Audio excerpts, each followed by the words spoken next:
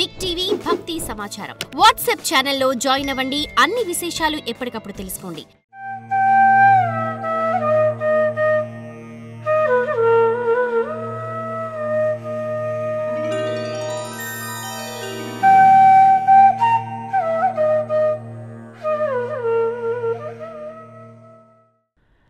కాత్యాయని మహామాయే భవానీ భువనేశ్వరి సంసారసాగరే మగ్నం మాముద్దర కృపామయే బ్రహ్మ విష్ణు శివారాధ్యే ప్రసాదం జగదంబికే మనోభిలషితం దేవి వరం దేహి నమోస్తుతే. శ్రీదేవి నవరాత్రి వ్రతంలో ఈ 9వ రోజున సాక్షాత్తు గురురూపిణి అయినటువంటి అమ్మవారే హిమవంతుడికి దేవి వ్రతాలను ఉపదేశిస్తుంది, పూజలను కూడా ఉపదేశిస్తుంది. వాటిని మనం కూడా ఉపదేశంగా గ్రహిస్తాం. వ్యాస మహర్షి జనమేజయుడితో, ఓ జనమేజయ, ఇక నేను నీకు స్త్రీలు పురుషులు ఆచరించవలసిన దేవీ వ్రతాల గురించి చెబుతున్నాను విను. అనంత తృతీయం, రస కళ్యాణిని, ఆర్ద్ర నందకరం అని 3 ప్రధాన వ్రతాలున్నాయి. అలాగే శుక్రవార వ్రతం, కృష్ణ చతుర్దశి వ్రతం, భౌమవార వ్రతం, ప్రదోష వ్రతం అనేవి కూడా ముఖ్యమైన వ్రతాలే. ప్రదోష వేళలో అంటే సాయం సంధ్యా సమయంలో శివుడు పార్వతితో కలిసి ఆనంద నృత్యం చేస్తాడు. అప్పుడు దేవీ వ్రతం కనుక చేస్తే విశేష ఫలం దక్కుతుంది. ఈ వ్రతాన్ని రోజంతా ఉపవాసం ఉండి చేయాలి. సోమవార వ్రతమని ఒకటి ఉంది. అదంటే నాకెంతో ఇష్టం. ఈ వ్రతం చేసేటప్పుడు పగలంతా ఉపవాసం ఉండి రాత్రిపూట భోజనం చేయాలి. ఇక వసంత నవరాత్రులు, శరన్నవరాత్రుల గురించి చెప్పనక్కర్లేదు. అవి అంటే నాకెంతో ఇష్టం. ఈ 2 రకాల నవరాత్రులు చేసిన వారు ఈ నా సాయుధ్యాన్ని పొంది అనంతమైన సౌఖ్యాలు అనుభవిస్తారు. ఇక డోలోత్సవము, రథోత్సవము మొదలైన ఉత్సవాలన్నీ చేయాలి. సువాసిని పూజ చేయాలి, కుమారి పూజ చేయాలి, బ్రహ్మచారులను పూజించాలి. వారందరిలోనూ నేను ఉన్నానని తెలుసుకొని పూజించాలి. నా పూజలో అయ్యో ధనం ఖర్చు అయిపోతుందేమో అనే పిశనారితనం ఉండకూడదు. ప్రతి సంవత్సరం ఈ ఉత్సవాలను జరిపిస్తూ నన్ను పూజించేవారు నాకెంతో ప్రియులవుతారు. ఓ హిమవంత, నాకు ఏవైతే ఇష్టమై ఉన్నాయో వాటన్నిటినీ నేను చెప్పేశాను. వాటిని భక్తి శ్రద్ధలతో ఆచరిస్తే నేను ప్రసన్నురాలని అవుతాను. ఇది రహస్యమైన విషయం కనుక దీనిని శిష్యుడు కాని వాడికి చెప్పకు, భక్తుడు కాని వాడికి చెప్పకు. నా విశ్వరూపాన్నే మనస్సులో దర్శించు, నా నామాన్నే జపించు, ధ్యానించు, అనన్య భక్తితో నన్ను ఆశ్రయించు. యజ్ఞాలు చెయ్యి, తపస్సు చెయ్యి, దాన ధర్మాలు చెయ్యి, అహంకారము మమకారాలను జయించు. నన్ను సంతోషపెట్టి భవబంధాలను తొలగించుకొని మోక్షం పొందు. మత్పరాయే మదాసక్త చిత్తా భక్త వరామతాః ప్రతిజానే భవాదస్మాత్ ఉద్ధారామ్య చిరేణతు. నాయందే తమ చిత్తాన్ని నిలిపి, నాయందే తమ ప్రాణాలు నిలుపుకొని ఉన్న నా భక్తులు ఎవరైతే ఉంటారో వారిని నేను తప్పకుండా ఈ ఘోరమైన సంసారం నుండి వెంటనే ఉద్ధరిస్తాను. నా భక్తులను నేను గుర్తుపెట్టుకుంటాను. వారిని ఉద్ధరించటంలో ఏ కొంచెమో ఆలస్యం చెయ్యను. నేను కర్మలో కూడి ఉన్న ధ్యానానికి, భక్తితో కూడి ఉన్న జ్ఞానానికి మాత్రమే తేలికగా దొరుకుతాను.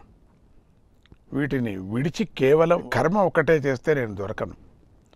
భక్తి ధ్యానాలు గల జ్ఞానులే నన్ను చూస్తారు. వాటిని విడిచిపెట్టి కేవలం కర్మ చేసేవారు నన్ను చూడలేరు. అందుచేత చేసే కర్మలో భక్తి ఉండాలి, ధర్మం ఉండాలి. అప్పుడే నేను దొరుకుతాను. ధర్మంగా ఉండటం వల్ల భక్తి పుడుతుంది. భక్తి వల్ల జ్ఞానము లభిస్తుంది. వేదశాస్త్రాల ద్వారా తెలుసుకున్నదే ధర్మం అవుతుంది. దానినే ఆచరించాలి. నేను సర్వజ్ఞురాలిని, సర్వశక్తిమంతురాలిని. నా నుంచే వేదం పుట్టింది. అందుచేత నాకు అజ్ఞానం లేదు. కనుక నా నుంచి పుట్టిన వేదం అందరికీ ప్రియమై ఉంది. ఇందులో ఏమాత్రమూ సందేహించవలసిన పని లేదు. నా ఆజ్ఞయే వేదము. దీన్ని మానవులెవరూ తిరస్కరించటానికి వీల్లేదు, అతిక్రమించి నడుచుకోవటానికి వీల్లేదు.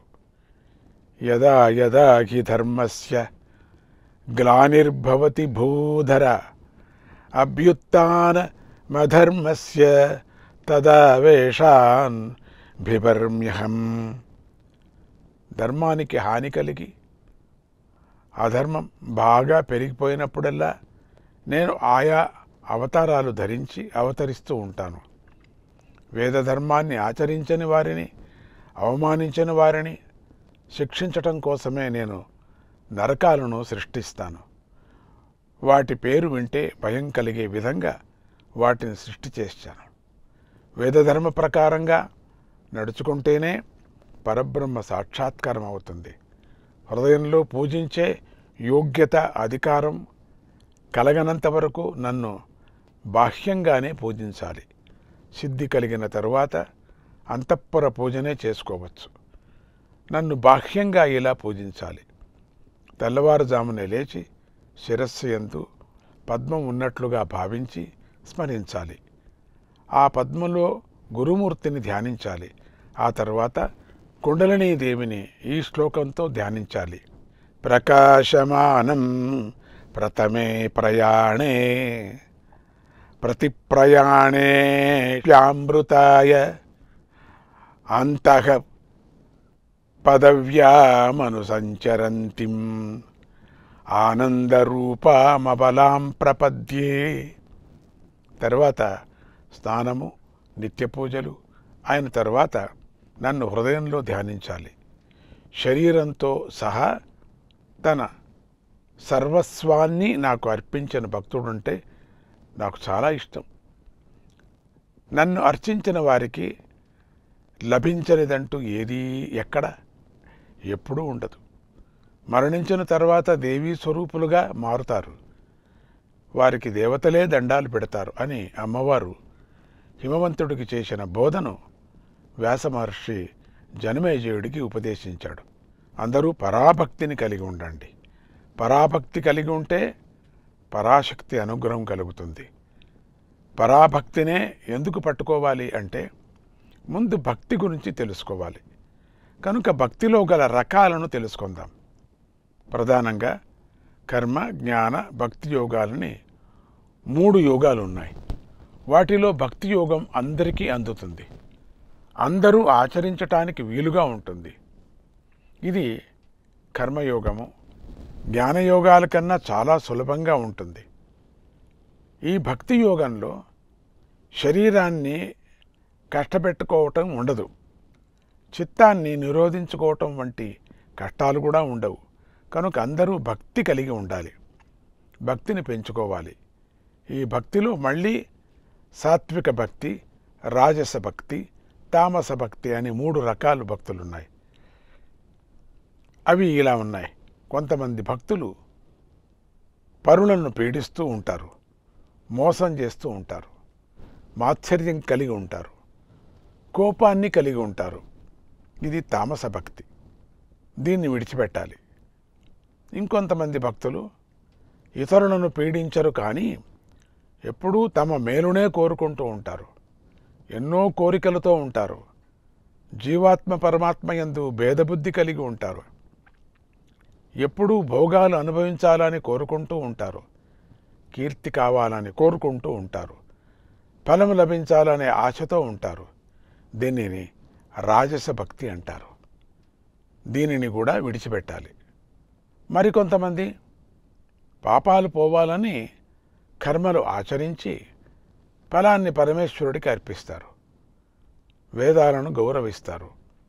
భేదభావం లేకుండా భగవంతుణ్ణి ఆరాధిస్తారు.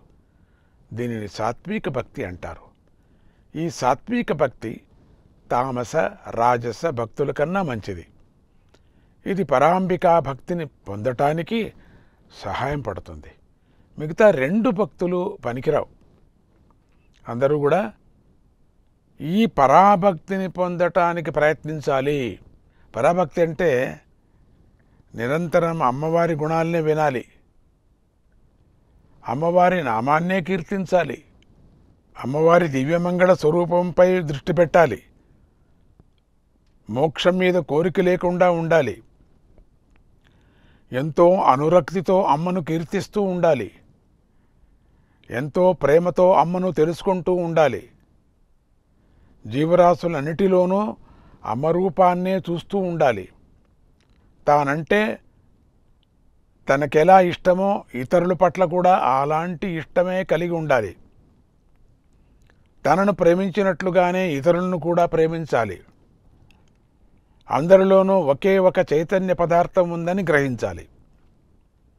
చీమ నుంచి బ్రహ్మదేవుడి వరకు గల ప్రాణులలో అమ్మవారే ఉందని తెలుసుకొని అందరినీ సమానంగా ఆదరించాలి, పూజించాలి, నమస్కరించాలి.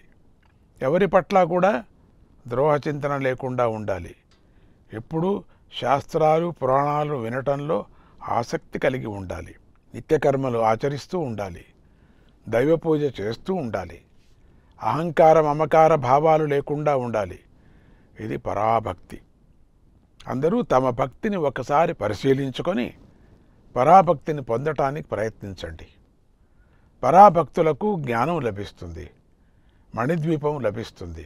కనుక మీ అందరికీ పరాశక్తి అనుగ్రహం వల్ల పరాభక్తి లభించుగాక అని ఆశీర్వదిస్తూ శ్రీమాత్రే నమః. త్రిపురాభాసుర సిద్ధంబ సమపతు శ్రీ త్రిపురాభాసుర సిద్ధంబ సమపతు శ్రీ త్రిపురాభాసుర సిద్ధంబ సమపతు.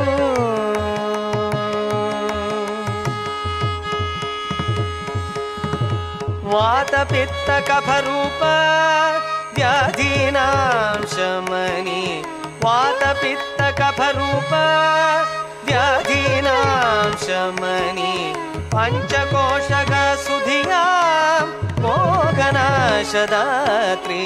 పంచకోశగ సుధియాం మోగనాశదాత్రి శ్రీ త్రిపురాభాసుర సిద్ధంబ సమపతు శ్రీ త్రిపురాభాసుర సిద్ధంబ సమపతు.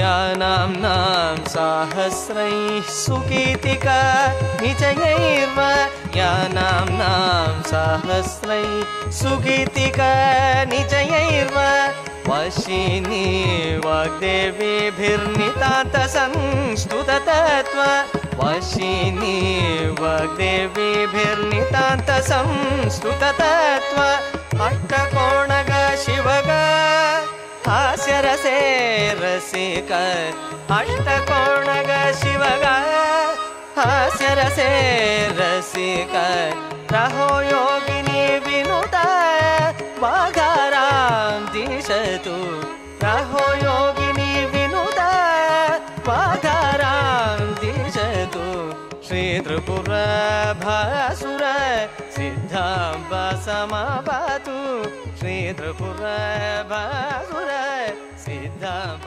समपतु.